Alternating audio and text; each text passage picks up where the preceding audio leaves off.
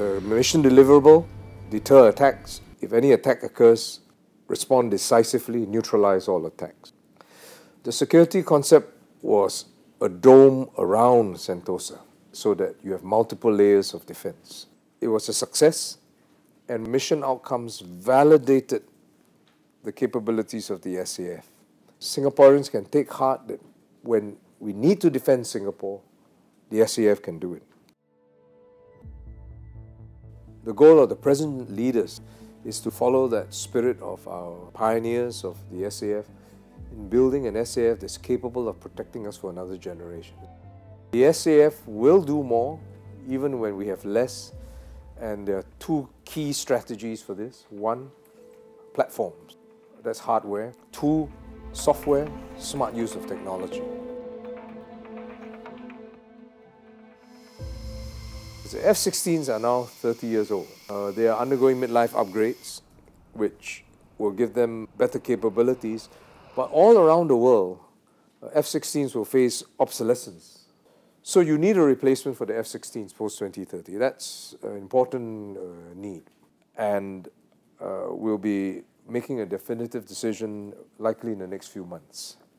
The RSAF will have a new air warfare center, which will allow you to, in a controlled environment, experiment, test, validate new concepts, but without the physical need for that space. The next generation army will be faster, heavier, more deadly, greater firepower, simple as that. By 2030, the proportion of maneuver units operating on track or wheels will double. The next generation armored fighting vehicle for our armored brigades will arrive next year and require 20% less manpower to operate. The next generation howitzer, 155s, will be fully automated.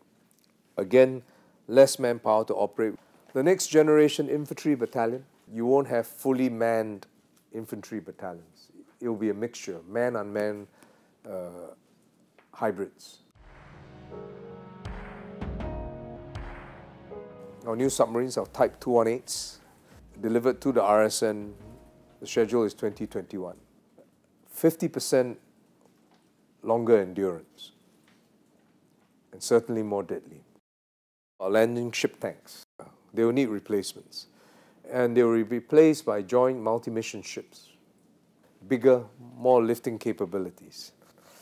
The missile corvettes, they will be replaced by what we call multi-role combat vessels. So you have the mothership, who is a combat ship replacing your missile corvettes, but you can send out unmanned slaves on air, on surface, and even subsurface to deal with mines, for instance. We have an integrated forward maintenance hub, which basically will reduce the manpower for maintenance by 20% and shorten the repair turnaround time by 50%.